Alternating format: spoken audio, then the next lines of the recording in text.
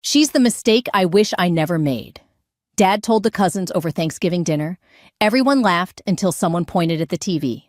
Wait, is she shaking hands with someone? Another voice rose, thin and shocked. Oh my God, that's our president.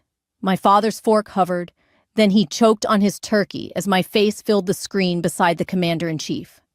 Everything paused. Football went mute. Even the chandelier seemed to listen.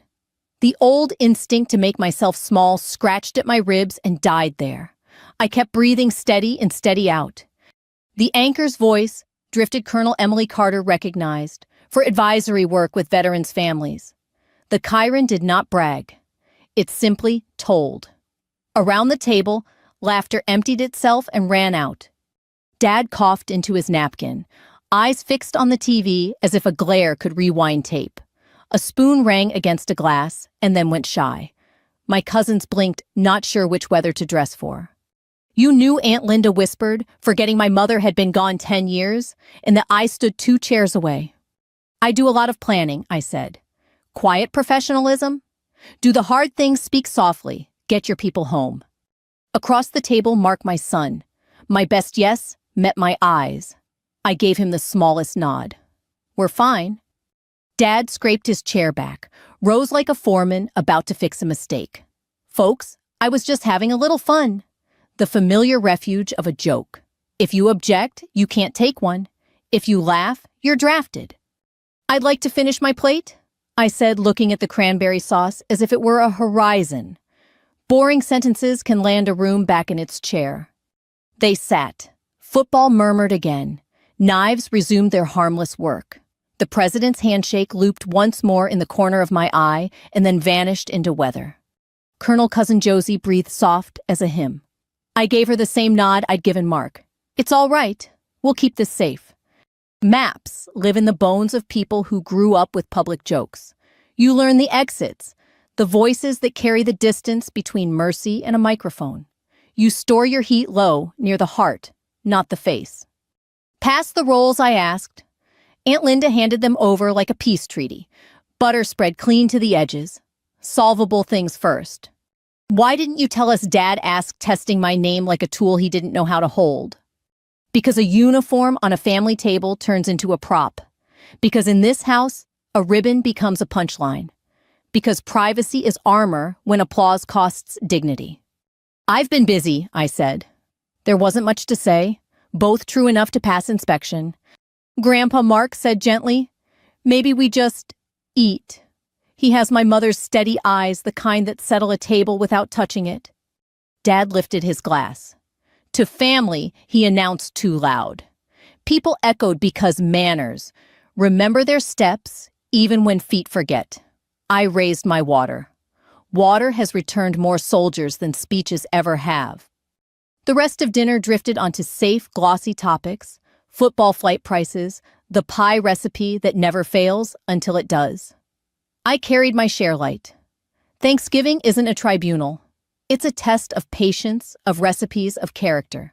The grades come later when the dishes are done. After pie, the cousins dissolved into the living room. I washed plates to the rhythm of steam and running water. In the window, the TV's reflection showed the handshake again, a highlight reel I had not ordered. A chair scraped behind me. Dad's voice came low. You made us look foolish. I set a plate upright in the rack and let the faucet talk. He waited. Bullies need the audience to turn toward them. The failure to turn is its own refusal. I didn't make anything I said. I stood there. You could have warned me. About my own life, I shut the water off and faced him. Gentle even, or about your joke. He flinched. The world can take years to deliver a mirror. When it finally does, it isn't decorative. From the doorway, Mark offered a lifeline. Grandpa, the game's back. Dad took it, muttering about officiating as he retreated. I exhaled and turned the water on again. The faucet resumed its good work. By 9 coats and goodbyes crowded the hall. Aunt Linda squeezed my hand the way churchwomen do when words would only rattle the plate. Come by tomorrow, she said. I made too much sweet potato. In this family, love sneaks in as leftovers. On the porch, the air tasted like metal. The sky wore winter low. Mark stood beside me, hands in pockets like he used to when he wanted courage without asking for it. "You okay?" he asked. "I am," I said, "and I'm proud of you." "For what?" "For lowering the temperature." He smiled small. "You taught me that." Inside, someone laughed too loudly at something that wasn't funny. It didn't catch. Maybe the room was learning. My phone buzzed on the table. Messages, missed calls, the local paper, a retired teacher. "Proud of you. Sorry about your dad." I slid the phone into my bag. The truth didn't need replies tonight. It needed to keep standing. At the curb, Dad's truck idled, tailpipe ticking. He stared through the windshield like the road would turn into a question if he blinked. For a second, our eyes met in the glass. He looked away first. "Let's head home," I told Mark. Gravel ground under our shoes, the anthem of getting on with it. I started the car, turned the heater. One notch checked mirrors. The house glowed behind us, a warm rectangle. You can love a place without living inside its weather. Mom, Mark said as we turned out. "Yes, if he calls tomorrow." "If he calls, we'll listen," I said. "And we'll decide." The turn signal, click choices with rhythm. Snow finally committed light as forgiveness that hasn't learned its full weight. At home, I set my phone on the nightstand. It buzzed once more, a name from years ago, Staff Sergeant Miller. "Ma'am, we saw the footage. We've got your 6. Sleep well." I did. The morning after Thanksgiving smelled like coffee and flowers that had given up. Vases lined my counter the way parade floats line a small-town street, tilting a little tired, still trying to be beautiful. I wrapped a dish towel around my mug and stood by the window watching a sparrow bully a blue jay off the feeder. Size is a poor predictor of victory. I learned that early. I grew up on a 2-lane outside Chillicothe, Ohio, where people know the mileage of every truck and the price of baled hay by season. Dad ran a plumbing and HVAC outfit from a cinder block shop behind the house. In summer, he smelled like copper and sweat. In winter, like furnace dust and a kind of tired he mistook for virtue. He was good with systems and rough with people, especially the people who lived under his roof. If a pipe leaked, he tightened it. If a child hurt, he mocked it. That was the method. Sundays were polished pews, under a stained glass window of wheat and water.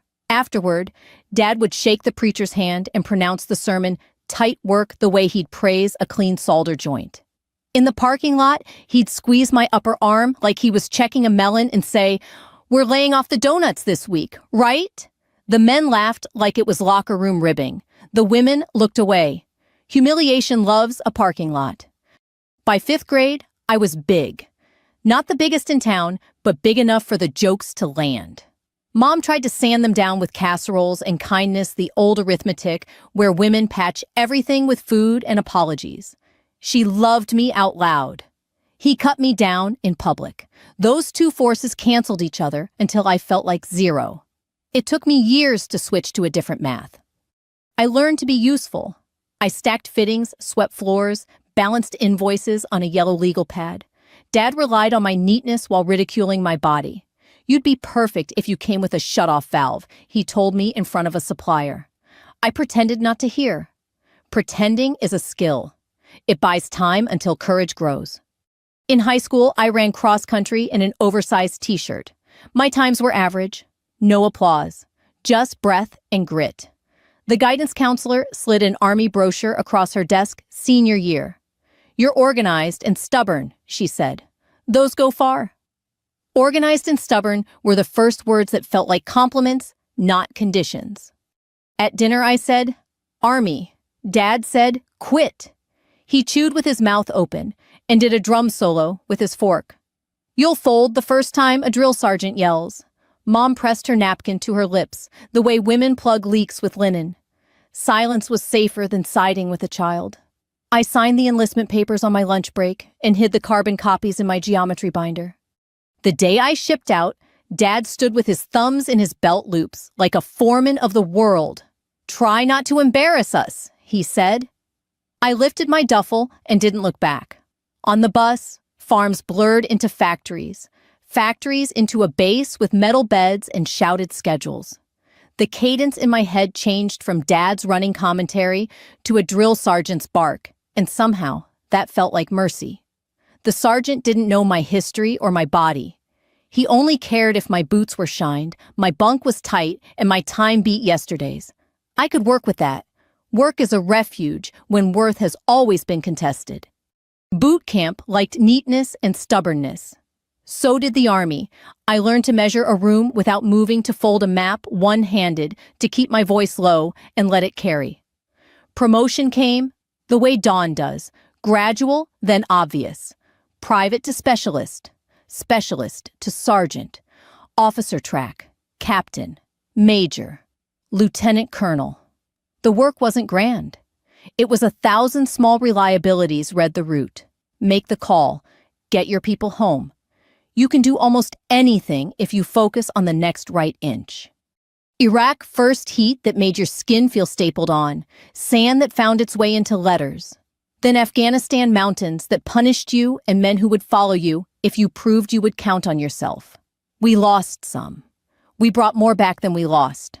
I kept a tally I never wrote down. Quiet professionalism, do the hard things, speak softly, carry your people. It fit the shape of me better than any dress ever had. When a private called me sir by accident, I didn't correct him with a speech. I said, "Ma'am's fine," and kept moving. Authority that needs an announcement is a house that needs a brace. I married once briefly to a man who liked the idea of service until he had to share a house with the clock it runs on. He left when Mark turned 3. I learned how to be 2 parents without turning praise into a scoreboard. I taught Mark to tighten a faucet and make his bed on the same day. We kept the house tidy. Tidiness is a mercy when life is loud. When Mom's heart failed, I flew home in Class A's because there was no time to change. The pews were the same. So was the wheat and water. Women I'd known since childhood squeezed my hands and said, "Your mama bragged on you something fierce." After the service, a neighbor asked about my uniform. "Just office work," Dad said before I could answer. She files papers and tries not to break a sweat. I took a casserole I didn't need and went inside. After that, I stopped bringing uniforms home. Jeans, cardigans. I gave Dad a silhouette he could live with. The less he knew, the less he could use. Between deployments and duty stations, I stitched a life like a good hem flat, strong and visible from a distance. I helped write policies nobody reads until the day they save somebody. I signed promotion orders that lifted people like levers. I wrote condolence notes with a pen that shook, then learned to steady it. I added ribbons I didn't discuss and tucked them back into the closet. Heroism doesn't require an audience. It requires attention. I kept my family visits short and my edges soft. I learned to say work is busy instead of "I'm tired of being your target." I let Dad boast about my brother's trucks and knees and glory days. Holidays were the price of admission to a surname. I paid exactly and kept the receipt. And then my son fell in love with a bright girl from a family that collects crystal and influence. Their wedding became a test I didn't schedule. You know how that night went. You heard the line, you saw the TV, you watched the room fail and then correct itself like a bike that wobbles and finds balance. People think change happens in applause. Mostly it happens in the moment a joke stops getting laughs. My phone buzzed on the counter, now neighbors, classmates, the local paper, the church committee that runs the bake sale with military efficiency. "Proud of you. Sorry about your dad." Did that really happen? I turned the ringer off. Truth doesn't need replies. It needs room. Mark called around 9. "We're driving to the lake for a couple days," he said, voice sanded down by fatigue and joy. "You okay?" "I am," I said. "Enjoy your honeymoon sprint." He hesitated. "Mom, last night, thanks for not lighting anyone on fire." "I wasn't the one who saved the room," I said. "A few good men did." "They said you saved them first," he answered softly. "I'll call when we're back." I made the bed with hospital corners a habit that never left. I put on walking shoes. The sky tried to be blue and almost made it. Dad hadn't called. He wouldn't. He believed in inertia. I believed in a different physics. On the way to town, I passed the diner where the waitress always adds an extra strip of bacon and pretends it fell there by accident. The hardware store where the owner knows my name but says "ma'am" anyway, because respect is a ritual that keeps communities from rusting. I turned onto our gravel lane and parked beside the cinder block shop. The roll-up door was half open. A radio murmured classic country low enough to be embarrassed by it. Oil and old cardboard made the air thick. Dad sat on a stool at the workbench, a ledger-open pencil in his fist, like he was threatening the numbers into place. He didn't look up when my shadow crossed the concrete. He said to the page, always working as if the hour had criticized him. I stood a few feet away, the distance you use with a skittish animal or a stubborn man. We should talk, I said. He licked the pencil and made a mark that meant nothing. We talked enough last night, he said. No, I said. You talked. Then other people did. I'd like to speak now. He set the pencil down with exaggerated care, like a man setting a fuse. He didn't speak first. That alone felt like a new species of weather. The radio clicked over to an older song about trucks and second chances. A box fan rattled against its grill every fifth rotation. We had built a life on sounds like these, the hums that filled the silence while we pretended words were optional. It was a joke, he said. Finally, each syllable tightened with a wrench he didn't quite control. Jokes are funny to the person who hears them, I said, not just the person who tells them. He breathed out through his nose the way men do when they're trying to blow dust off an argument. People laughed. And then they didn't. I let the sentence hang from the rafters. That's the part I want you to keep. He picked up the pencil and put it back down, performing competence for the ledger because he couldn't find it for me. You never said what you do, he muttered. You never told me. You never asked, I said. Not a punch, a measurement. You filled in the blanks with the story you preferred. Military is just a job. He said it like a verdict that should end the hearing. It is, I said. So is fatherhood. That landed. He rubbed the hinge of his jaw as if the truth had given him a bruise. We could stand here and bargain definitions, I continued, keeping my voice level. Or we could make a trade I can live with. He lifted his chin a fraction. What trade? You stop buying power with my dignity, I said. In front of people, in rooms, in parking lots. And I stop bringing myself into spaces where I'm not respected. I won't bring Mark either. His eyes flickered the way a pilot flame does just before a burner decides what it wants to be. You'd keep my grandson from me. I'd keep your behavior from him, I said. There's a difference. He looked at the ledger like it might volunteer a better answer than he had. The radio found a commercial about winterizing pipes. He reached to turn the volume up, thought better of it, and left the dial alone.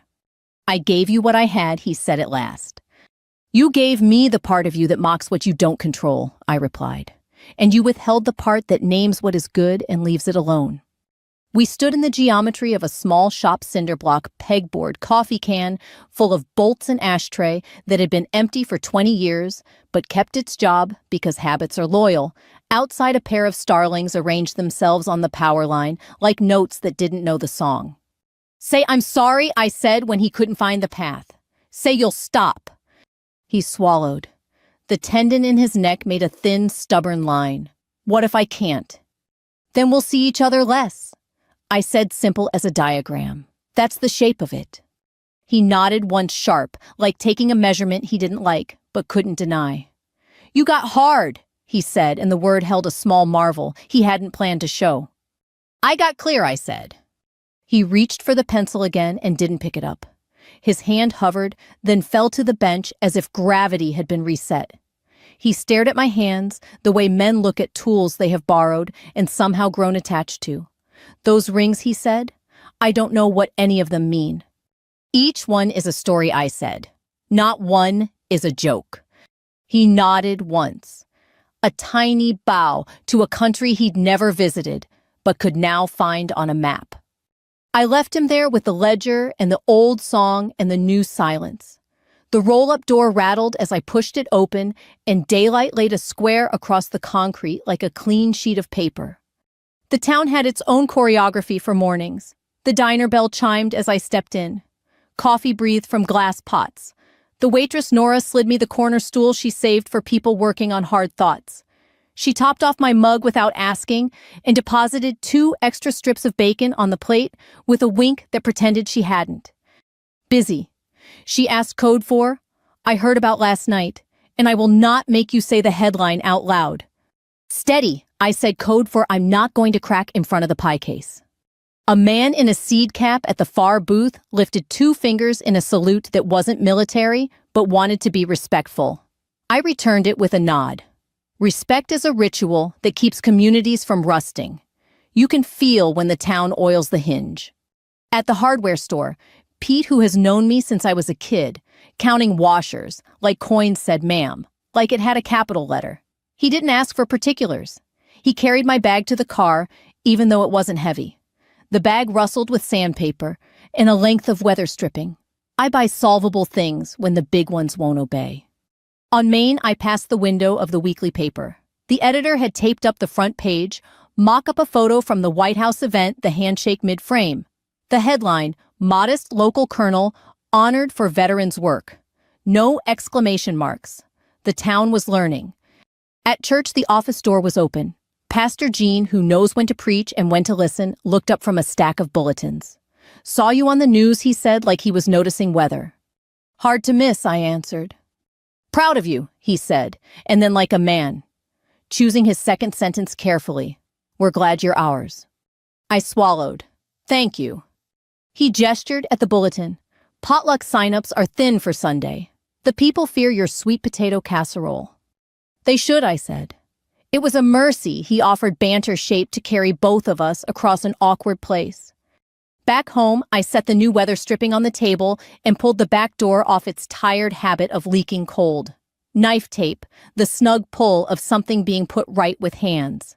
The radio murmured, the Ohio News Harvest yields a school levy, an aging water main, and small items you only care about if you live where I do.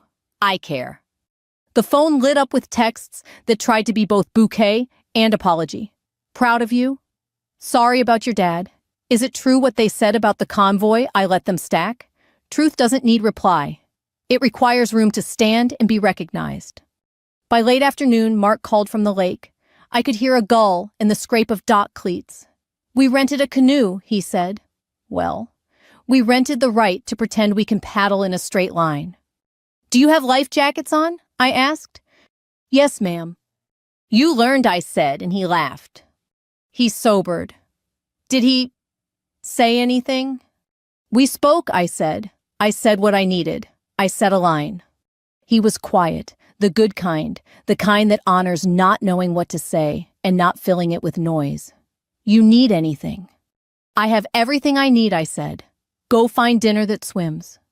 We said I love you the way people do when they've earned the right to keep it simple. Dusk settled.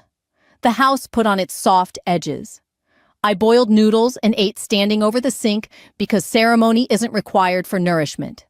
Out back, the feeder saw a détente. The sparrow and the jay took turns. Mercy can be practiced. By 8, the street had gone neighbor quiet.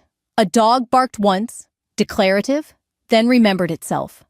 I turned off the porch light and stood in the doorway a moment, letting November touch the bones of my face. The air held that clean metal taste of snow thinking about it. When I stepped back inside, the envelope was on the mat. No stamp. Hand-delivered. A plain white that looked like hospital sheets. My name in block letters, careful. I knew before I opened it who had written it. The handwriting of men who learn to print a certain way in the service becomes a second uniform. I carried it to the table and sat. The flap lifted without tearing, like it understood the job. A single page slid out. Ma'am. It began in pen that had pressed hard enough to make a second ghost sentence on the back. Staff Sergeant Miller here. We saw the footage. With respect, thank you. For that night. For a different night long ago. For not letting the room get smaller. There was a second sheet wrinkled like it had spent time in a pocket. A photograph printed on cheap paper. 4 young men in dusty smiles, a woman with her hair pulled back, all eyes squinted against Afghan light. I don't keep many photos. I keep faces in memory, the way you keep maps folded ready. The letter continued. Lewis taught his kid to ride a bike last spring. He sent a video to the whole platoon group chat. He said to tell you the wobble straightened out right where you said it would. With respect, we've got your 6. If you need us to stand in a different room, say the word. I laid the letter down like it contained something that could spill. Across the yard, the neighbor's porch light clicked on, then off. Somewhere, a screen door shut with a soft apology. The house felt steady. That's all I've ever asked a house to be. I folded the letter back into its skin and set it under the magnet that holds the grocery list. Salt, coffee, weather strip for the frame by the sink, standards, not speeches. The phone vibrated against the wood, a number I didn't recognize. I almost let it pass to voicemail. Then I didn't. "Hello," I said. There was a breath. A throat cleared. "There's a service at the Veterans Memorial on Saturday," Dad said. "They're dedicating a new plaque. I could stand there with you." He let the sentence wobble in the middle like a bike finding balance. "Okay," I said. We let the line go quiet. Mercy refuses to audition. 6 o'clock, he said. "I'll be there," I answered. We hung up like people who had agreed on a blueprint they weren't yet sure they could build. Outside, the wind shouldered the house and then decided not to fight it. Saturday would come bright if Ohio kept its promises. Saturday arrived bright, the way Ohio sometimes apologizes for winter sun like a clean sheet wind that remembered how to be gentle. The Veterans Memorial sits on a square of grass between the library and the post office granite, warmed by names flagpoles clicking their halyards like a patient metronome. Boy Scouts in sashes stood in a line that tried hard to be straight. A retired teacher pinned a small flag to a coat and smoothed it twice the way you do when you don't have control of much, but still believe in neatness. I parked on Main and walked the last block. Boots on sidewalk, coffee in hand. I don't wear a uniform to these things unless asked. Today I wore a dark coat, a quiet scarf, and a hat that kept the wind from making decisions for my hair. People nodded, the respectful kind, not the curious kind. The town had been practicing. Dad was already there, which means he'd come early and circled the block to pick a parking spot that let him leave fast if he needed to. His tie was quiet. He stood with his hands inside his coat like he'd misplaced his pockets and didn't want help finding them. He saw me and did not wave, which in our language meant he didn't want to make me do the math of a public greeting. Progress is sometimes subtraction. "Morning," he said when I reached him. "Morning," I answered. We stood side by side the way you do when history has to be carried and you can't risk dropping it by moving too much. Pastor Gene offered a brief prayer without trying to improve it with flourishes. The mayor kept his remarks short, bless him, said the names right. Didn't pretend he knew the stories behind them, didn't call sacrifice content. Then the drum corps from the high school did its level best to make cadence sound like a backbone. A thin man with a clipboard stepped to the mic. "We'll unveil the plaque," he said, "and then if she would, we'd be honored to hear from Colonel Carter for 1 minute. I don't love microphones, but I won't let a town carry a thing alone." I stepped forward as 2 scouts pulled a nylon cover away from a new rectangle of granite dates, a line about service you've heard before, names that made shoulders straighten all over the square. I put my hand on the edge because stone deserves to be treated like a person when it holds names. The clipboard man lifted the mic toward me. 1 minute, he whispered grateful that I'd save him from the kind of speeches that make small crowds smaller.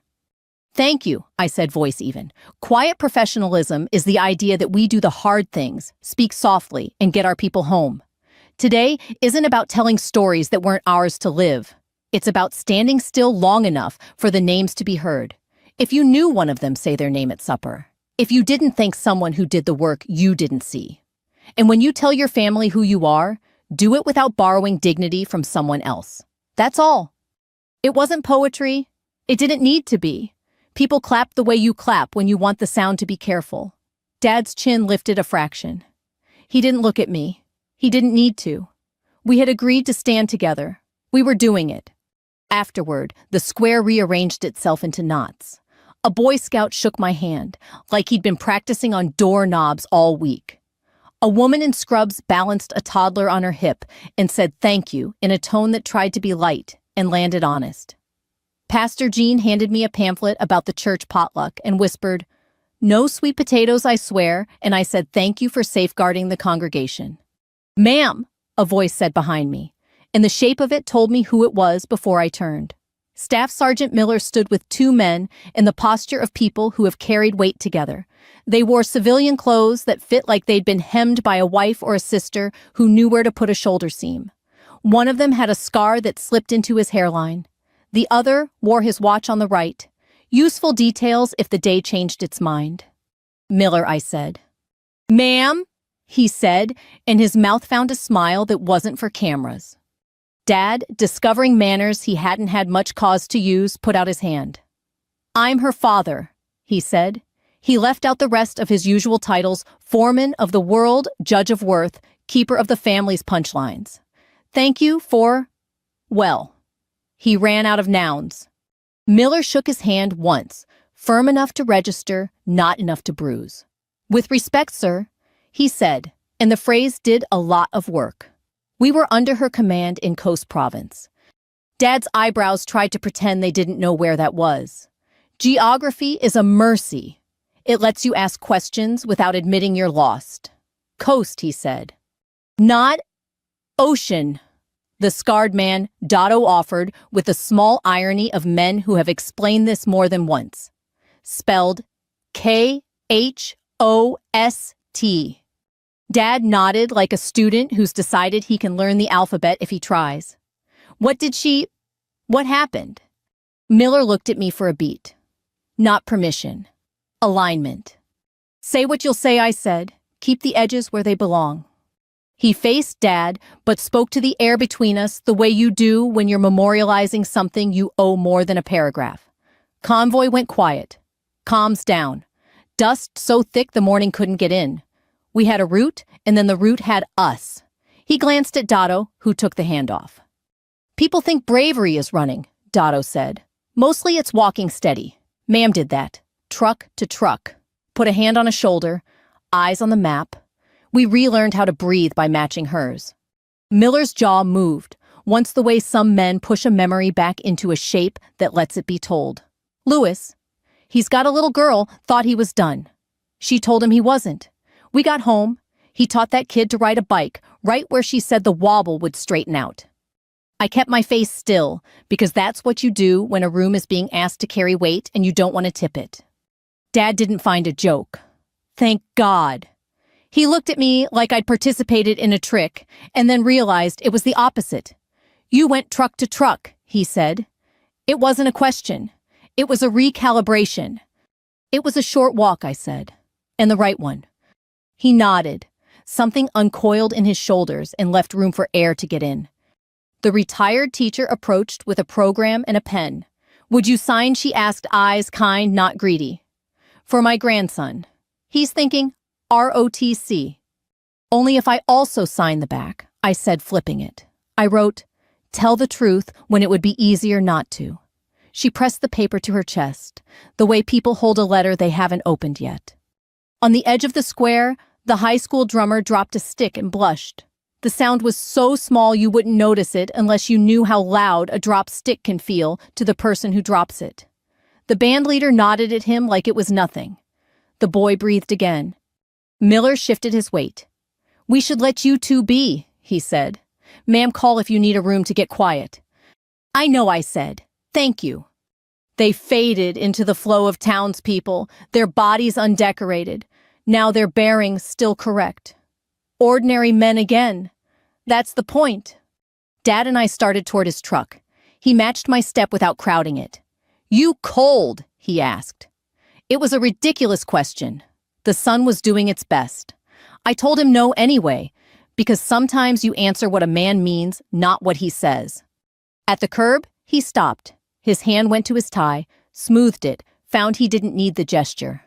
"I've been mean," he said, almost conversational, like he was choosing a brand of nails at the hardware store.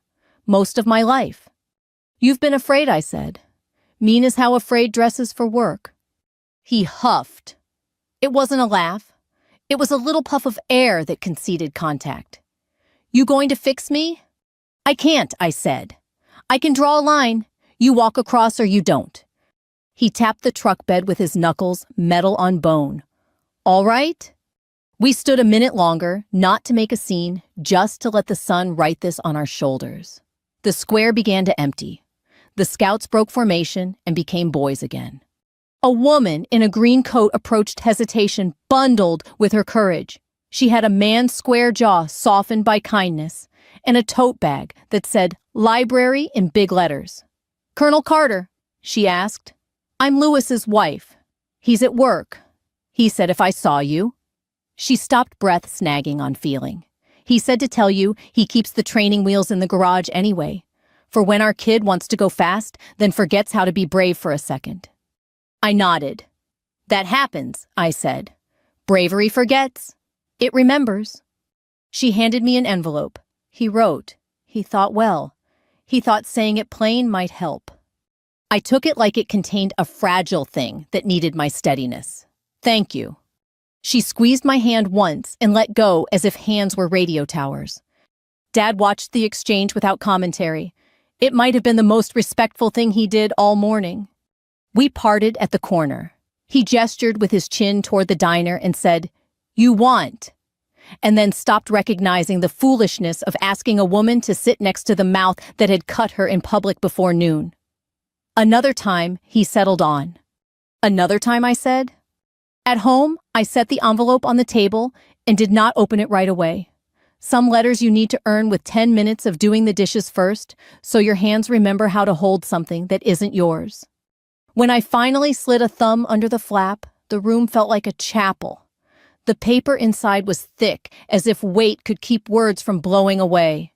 "Ma'am," it began, "I don't know if you remember the taste of the dust that day. I do. It's what I taste every time I get scared and ride past it anyway. You taught me that fear is just weather. Standards are climate." I read it to the end and put my palm flat on the table. The wood was warm from the patch of sun the window had been saving for me. The phone buzzed. A text from an unknown number. "Tomatoes." "Okay," it read. "From a guy at the shop. With salt." He hadn't signed it. He didn't have to. I set the phone down and looked at the letter again. Then I went to the kitchen window and watched a sparrow and a jay negotiate the feeder like diplomats who'd both learned a new language. Saturday had done its work. Tomorrow would ask for more. 2 days after the memorial, the town settled back into its regular rhythm like a clock that had been wound and set on the mantle. Mail came at 11:30, coupons, a seed catalog, a hand-addressed envelope with an out-of-state postmark, and my name printed in careful block letters. I left it on the kitchen table while I wiped the counters and rinsed a coffee mug you could have called clean already. Some letters you open with your hands steadier than your heart. It was from Chaplain Reynolds, Afghanistan, then Fort Sill last I knew. "Colonel," he wrote in pen, the color of a well-used hymnal. "Saw you in a small clip shaking hands at the White House, which is not the point. This is." He had underlined the sentence twice. Quiet professionalism is not silence. It's stewardship of people of standards of rooms that would otherwise be bought with someone else's dignity. You kept that room at the wedding from being purchased with yours. The letter closed with a benediction that didn't try to be pretty. I let it sit open, a little cathedral in blue ink. I made a sandwich and ate it standing over the sink. The memory of halyards knocking flagpoles still ticked in my chest. Saturday had done its work, and now Monday wanted me back in rooms at a desk, returning emails, shepherding projects that never make the paper, but keep someone's week from breaking. I wrote a recommendation for a sergeant ready for more, and approved a policy change that would make leave easier for a young corporal who'd just become a father. The work doesn't clap for itself. It shouldn't. In the afternoon, a card slid through my front door. I recognized the stationery cream with a hairline navy border. Jennifer's lawyer handwriting, "Thank you for not making me the villain, even when the room invited you to." On a second line, smaller, "I'm still learning." I set the card beside the chaplain's letter. 2 sentences that pulled in the same direction. A knock rattled the screen door near dusk. Dad stood on the porch with a grocery sack clutched like a concession. "Tomatoes," he said, as if that explained everything. "They'll spot the counter," I said reflexively, "because there are old languages it's safe to speak." He held up a folded paper towel. "I brought insurance." I let him in. He set the sack down, produced a salt shaker from his coat pocket, a flourish that would have been a joke once, and now was simply preparedness, and lined up tomatoes like small red decisions. He glanced around, seeing if my house had changed since he'd last been inside pretending it hadn't ever been a place where he made the air dangerous. It hadn't changed. I keep the house tidy because tidiness is a mercy when life is loud. "Guy at the shop gave me these," he said. "Said they're good." I reached for a knife. He reached faster. "I'll do it," he said, as if peeling a little duty off my day might count as currency. He cut the first slice too thick and corrected the second. We ate standing up at the counter, sprinkling salt both of us, pretending to search for the perfect ratio when what we were really doing was practicing not hurting each other with conversation. "Copper's up," he said like a man who trusted market prices more than emotions. "School levy passed," I said. "Kids'll keep their buses." He nodded his face, doing the math of taxes and outcomes. "Saw pastor," he added as if brevity might make the myth of normal stronger. He didn't talk much. "He's good at choosing between sermons and silence," I said. We finished a tomato in the sort of quiet that isn't empty, just careful. He wiped the knife with the paper towel like it was a tool that deserved clean edges. About Saturday, he began, and then stalled as if his mouth had found a hill it couldn't climb without changing gears. "You stood there good." "I stood still," I said. "Sometimes that's enough." He nodded. The gesture looked like a man accepting the width of a board he didn't choose, but still had to cut straight. His eyes landed on the chaplain's letter and Jennifer's card. He didn't read them. He wouldn't. But he recognized paper that wasn't junk. "People write you a lot," he said. "Sometimes," I answered. "Most of the time they don't, and that's fine." He tapped the counter once with his knuckles the way men test wood for rot. "I'm not good at this." "You don't have to be good," I said. "You have to stop." He ran a hand over his hair as if the right part might deliver him a better line. He started, then exhaled. "I'm mean. I learned it young. Worked for me." "It didn't," I said, steady. "It worked for your fear." He didn't argue. He didn't know how, which is not the same as agreeing, but it's a doorway. He pulled another tomato from the bag as if contrition could be measured in produce. "There's a cookout at your brother's Sunday," he said, eyes on the cutting board. "If you go, I'll keep my mouth shut." "I'm not asking for silence," I said. "I'm asking for respect. They're not the same." He swallowed. "I can try." "Trying is a start," I said. "Standards are what you do on the second day." He nodded a small stubborn tilt, as if we'd agreed to meet at the same mile marker from different roads. We finished the tomatoes. At the door, he paused at the screen and eased it open so it wouldn't slam. "Consideration is a dialect. I'll take fluency later.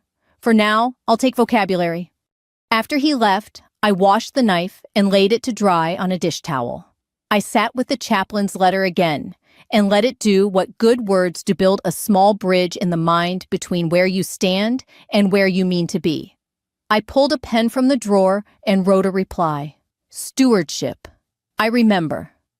Thank you for naming it without making it heroic." I slid the envelope into my bag. It could ride with me until I found a blue mailbox that still believed in sentences delivered on purpose. On Tuesday, the paper ran a modest column on the memorial, a photo of scouts' names, spelled right quotes, short and serviceable. The editor added one line near the end. "Tell the truth when it would be easier not to. C. Carter." He gave me an initial, which I appreciated. Women don't always get their full names in print unless they bake for it. At the grocery, a woman I didn't recognize touched my sleeve. "My grandson's thinking ROTC," she said. I told him, "Do the hard things, speak softly." She smiled like she'd borrowed that line and intended to return it in better condition. I told her it wasn't mine, and she said it is now the way small towns adopt lines, the way they adopt strays. Wednesday brought a different envelope, the government kind, official and unsentimental. A note about an advisory panel I'd agreed to help steer. A reminder to submit a report that no one would quote unless it failed. A thank you so spare, it left room for the work. I filed it and poured coffee. You don't hang certificates for doing the job. You do the job. Thursday. The phone rang with a number from Dad's shop.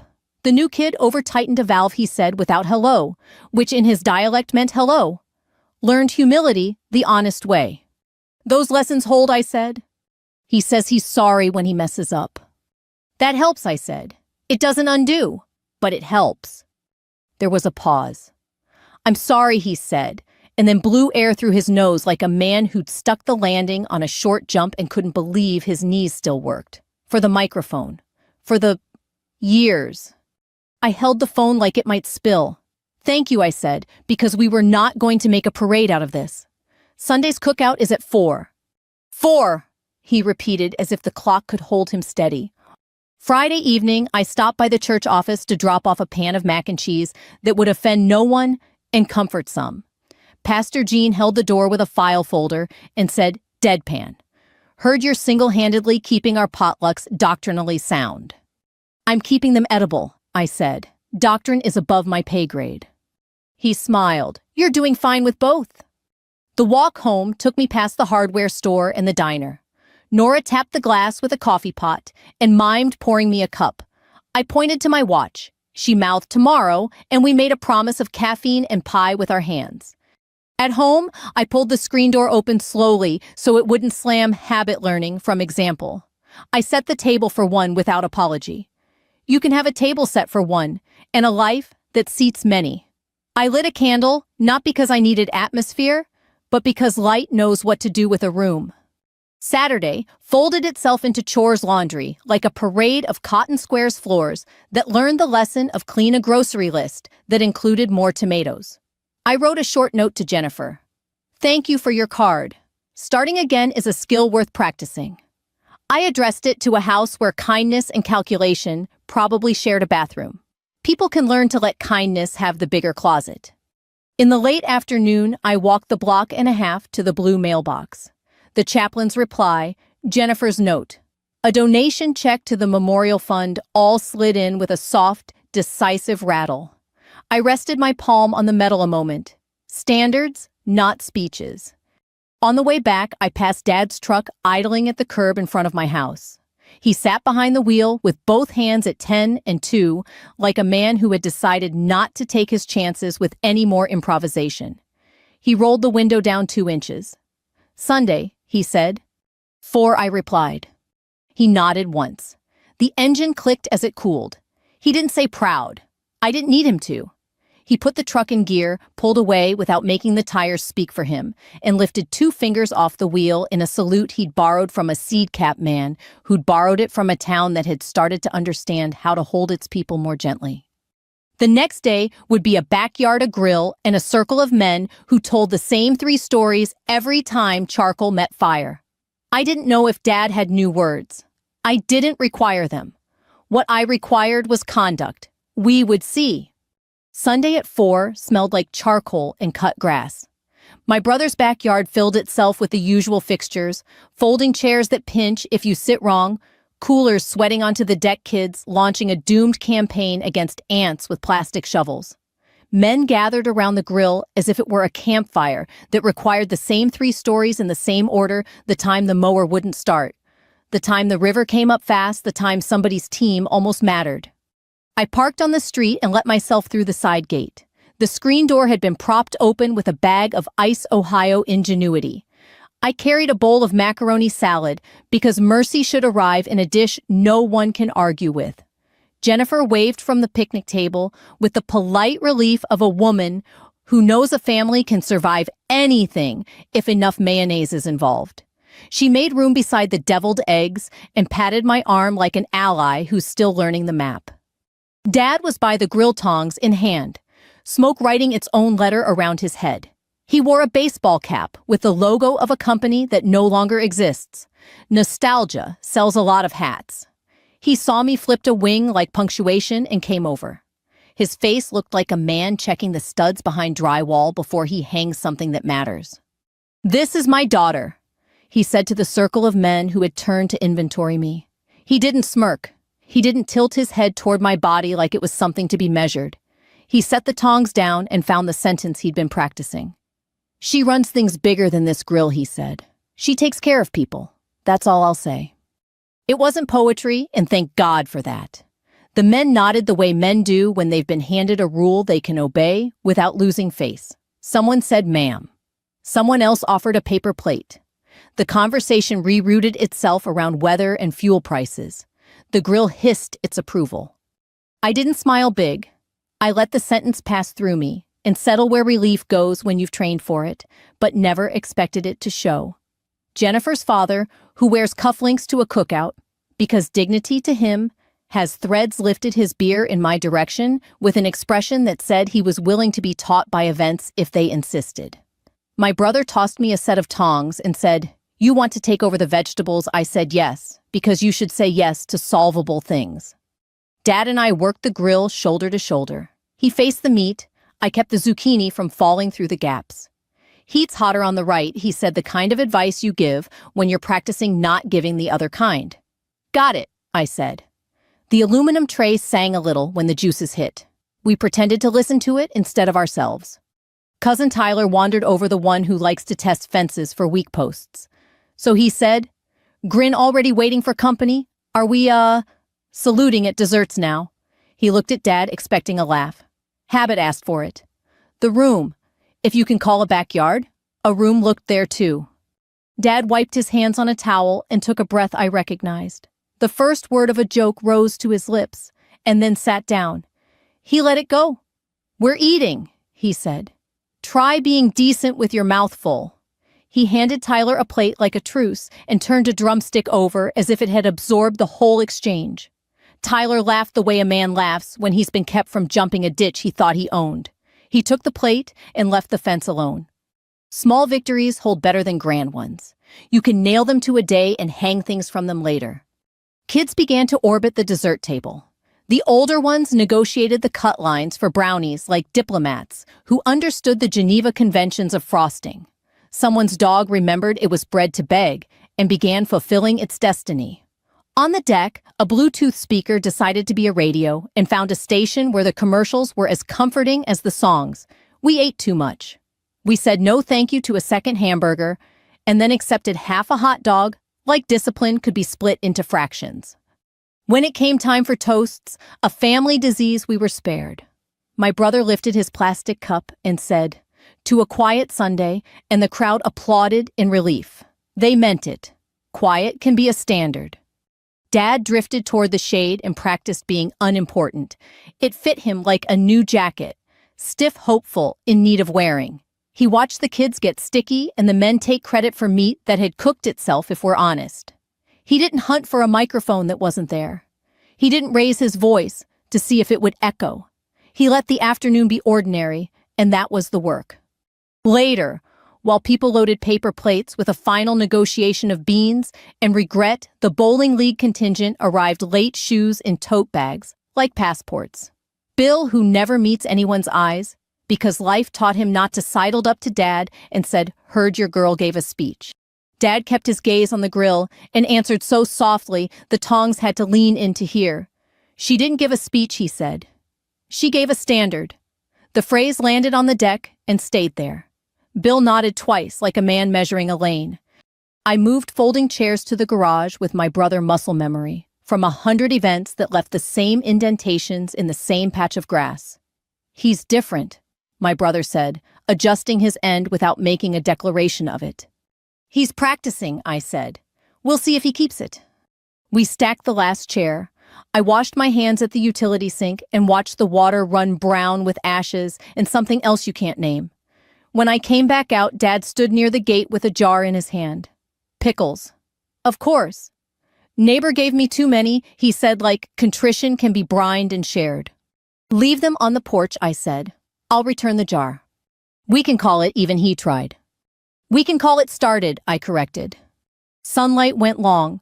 People carried leftovers to cars like trophies from a hunt that hadn't hurt anything. The youngest cousin fell asleep under the picnic table and woke up convinced he had teleported. Jennifer hugged me a little too hard. I think she was hugging a future in which our families learned to share oxygen. As we were saying goodbye, Dad tapped my elbow with 2 fingers, a signal older than I am. "You going to church tomorrow?" he asked.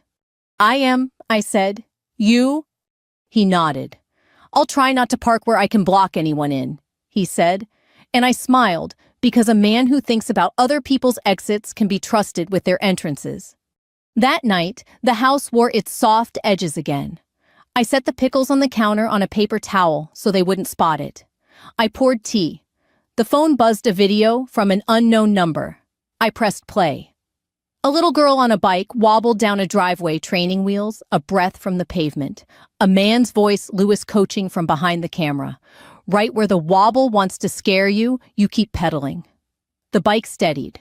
The kid whooped. The video ended with laughter that sounded like somebody's new weather. I held the phone the way you hold something warm you didn't light yourself. I thought of rooms and how they learn. I thought of standards and how they stick. A message followed. We thought you should see. With respect, thank you. No signature. Didn't need one. I set the phone face down and turned off the kitchen light. The dark reached out and shook my hand like a neighbor. Tomorrow would be Sunday.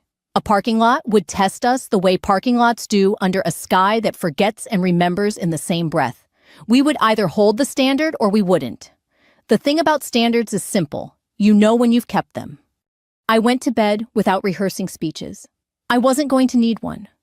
Sunday came on soft feet, choir warm-ups drifting through brick, the smell of coffee stationed like a sentry at the fellowship hall. I parked by the maple that always sheds first and walked the familiar sidewalk past the bulletin board where bake sales and blood drives share staples. Inside the sanctuary held the modest hush of a room that knows what to do with names and need.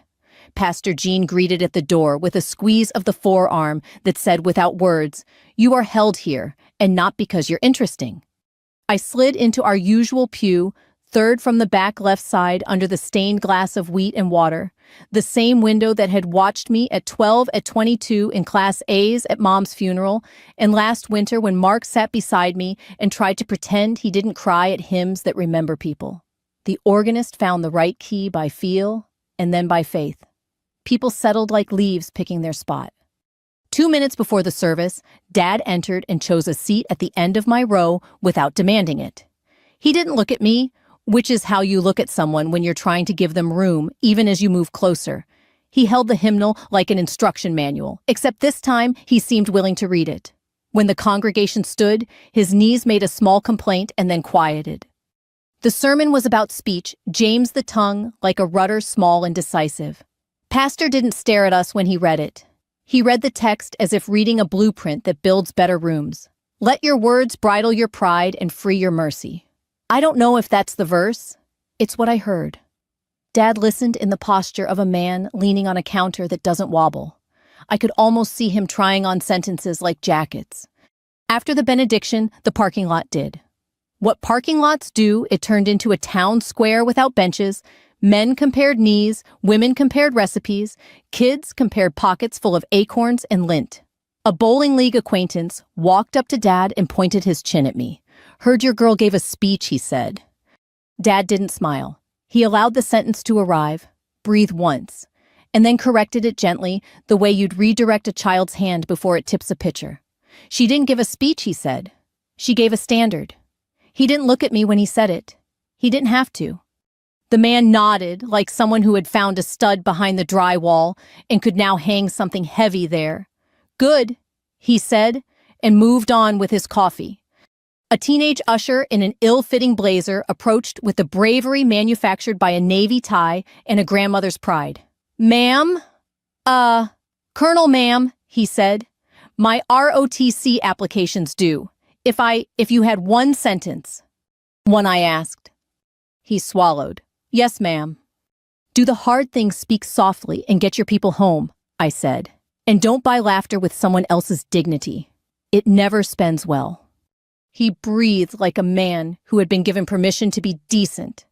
"Yes, ma'am," he said, and backed away into a life that would test him often and offer him chances to keep his feet.